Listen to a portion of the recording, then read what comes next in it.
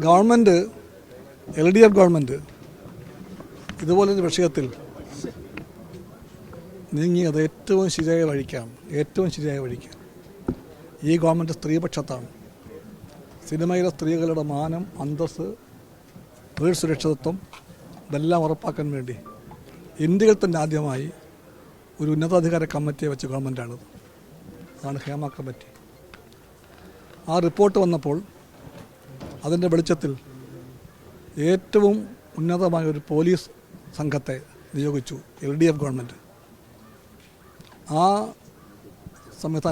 സമിതിയിൽ 4 ഉന്നതരായിട്ടുള്ള IPS officers ഉണ്ടാകുമെന്ന് ഉറപ്പാക്കി LDF ഗവൺമെൻറ്.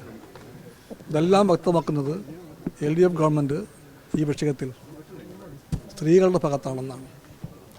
ഈ ഗവൺമെൻറ് ഇരകളുടെ കൂടെയാണ് ആയിരിക്കുമെന്ന് ഉറപ്പുണ്ട് കമ്മ്യൂണിസ്റ്റ് പാർട്ടിക്ക്.